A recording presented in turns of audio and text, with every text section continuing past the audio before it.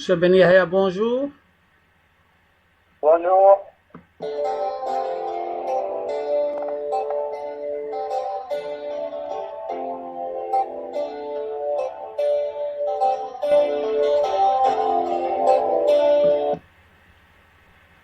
chers amis de la radio Cocorico International, bonsoir.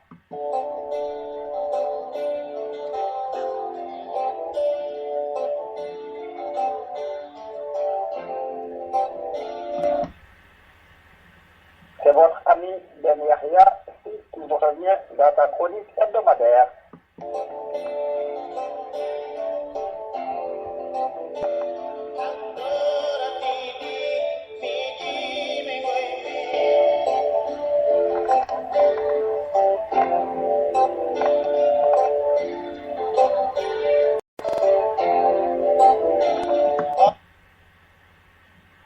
Chers amis, notre chronique de cette semaine portera sur le génocide des Tutsis au Rwanda.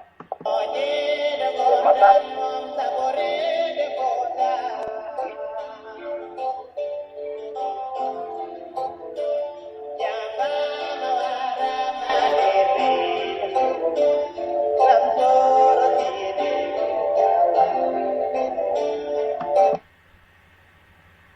Ces massacres ont eu lieu en avril 1994.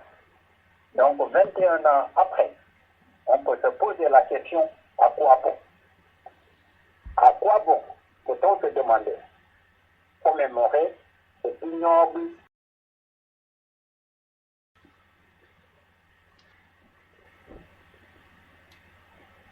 mais on n'a pas oublié.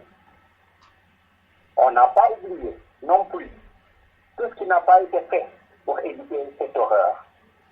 La question est de savoir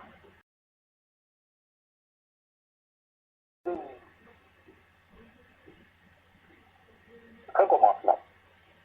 La communauté internationale a-t-elle compris que son attitude de non-réaction a coûté la vie à des millions de personnes? Un rappel historique. Il est important de rappeler que les prémices de ces affrontements ethniques au Rwanda remontent aux années de la colonisation, plaçant d'emblée l'Occident au cœur du problème. En effet, les Hutus et les Tutsis n'ont pas toujours été des tribus opposées. Avant la colonisation, il n'y avait qu'une seule ethnie, les peuples des Banyarwanda, partageant la même langue, la même religion, le même territoire et les mêmes coutumes.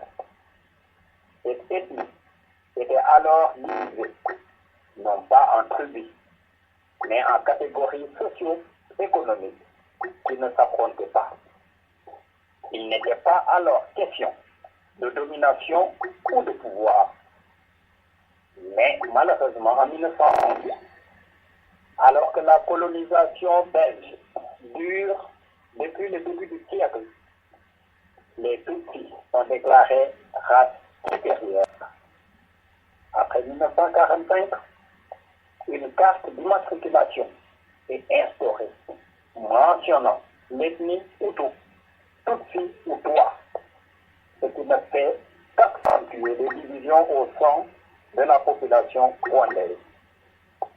À la fin des années 50, les Tutsis commencent à se rebeller pour réclamer l'indépendance du pays et la laïcité. La religion catholique avait été imposée par la colonisation. Les ecclésiastiques, plus proches du peuple que leurs prédécesseurs, accordent à présent leur préférence aux Hutus. En effet, plus petits, plus trapus que les Tutsis, ceux-ci semblent plus représenter le peuple qu'une élite. Peu à peu, les colonisateurs décident de promouvoir la suprématie des Hutus en utilisant comme argument le fait qu'ils soient majoritaires. Ainsi sont nées les véritables tensions entre les deux groupes. Pour la première fois, la haine raciale s'installe au sein de la population rwandaise, ce qui mènera plus tard au massacre que chacun sait. N'oublions pas qu'avant ceux de 1994, qui furent certes les plus meurtriers, d'autres avaient eu lieu. Lors des attaques d'octobre 1992, les attaques de janvier-février 1991, les attaques de mars 1992, les attaques de décembre et février.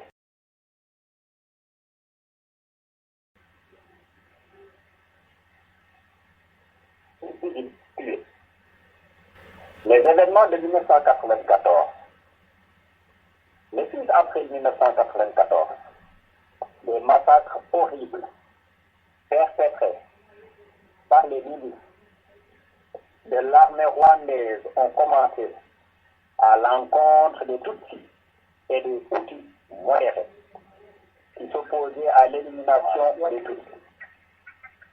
Cette date correspond à la mort du président Juvenal Habyarimana. Écrasant dans des circonstances non encore officiellement élucidées, mais plus étranges. Toutefois, cet événement ne fut qu'un élément déclencheur des événements à venir et non la cause première comme certains l'ont voulu affirmer. En effet, les massacres étaient prévus et organisés. L'armée officielle rwandaise de l'époque avait entraîné des milices à l'art de la guerre. Les autorités avaient distribué des armes à feu. Une liste de personnes à éliminer circulait. Et dès l'heure qu'il a suivi la mort du président, les personnalités clés de l'opposition furent éliminées par la garde présidentielle. Les massacres durèrent jusqu'en juin 1994 et des milliers de personnes furent tuées parce qu'ils n'étaient pas de la bonne race. La cruauté des meurtriers était sans pitié. Pas même les bébés ne furent épargnés. Et bien souvent, les victimes étaient violées ou torturées avant de mourir. Quoique certains aient pu dire le terme de génocide peut être considéré comme s'appliquant bel et bien à ces événements.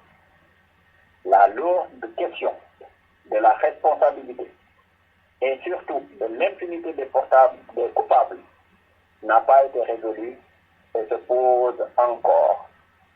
Instigateurs de ces horreurs, les autorités rwandaises en sont incontestablement les premiers responsables. On peut considérer qu'ils ont prémédité, organisé et géré tout ce qui s'est passé, et même incité à cette violence par l'intermédiaire de la radio et de la télévision, qui leur servait d'armes de propagande. Un coup de sifflet donnait le coup d'envoi le matin à 9 heures. La chasse était ouverte. Les attaques se déroulaient sous l'autorité des milices de 9 heures à 15 heures. Quant aux exécutants, il semble, d'après quelques témoignages, qu'ils aient agi comme hors d'eux-mêmes.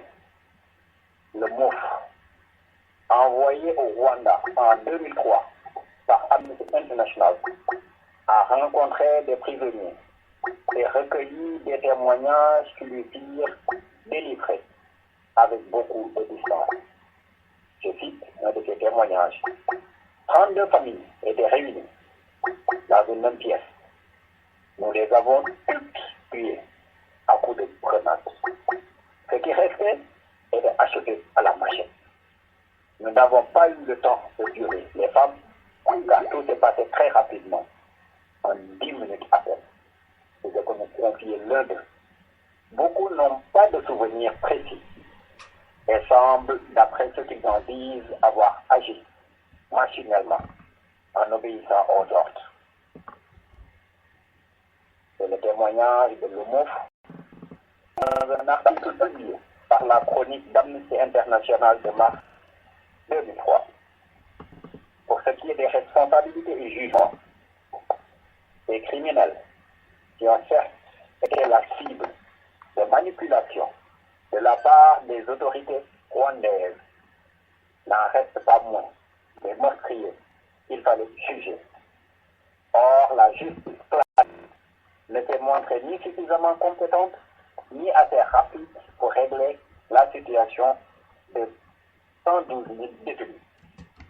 Les autorités rwandaises ont donc décidé, les nouvelles autorités, en 2002, de rétablir des tribunaux dits Gacaca afin de juger efficacement et justement les responsables.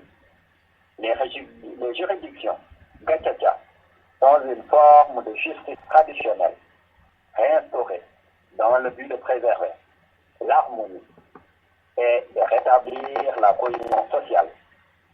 Le terme Gacaca, littéralement qui signifie gazon, tire son nom de l'herbe où s'asseyaient les sages pour régler les problèmes du village. On en sont pendant en Afrique de l'Ouest. L'arbre à palabre. Le rétablissement de cette institution prit du temps. Les autorités rwandaises organisèrent en octobre 2001 l'élection de juges non formés, certains d'entre eux étant même analphabètes. Leurs formations furent longues et coûteuses, et les premiers procès n'eurent lieu que plusieurs mois après le début de ce long processus. Mais une fois tout ceci accompli, la justice Gacaca s'est révélée une réussite. Aujourd'hui, certains prisonniers sont sortis. De manière assez incroyable, leur réintégration au sein de la population s'est bien passée. Les rescapés et les meurtriers se croisent à l'église, au marché, se côtoient dans leur village, et ce, sans altercation presque. Toutefois, ils ne fréquentent pas. Ils ne se fréquentent pas. Leur rapport se limite à des discussions dites d'affaires. Les coupables n'évoquent jamais ce lourd sujet.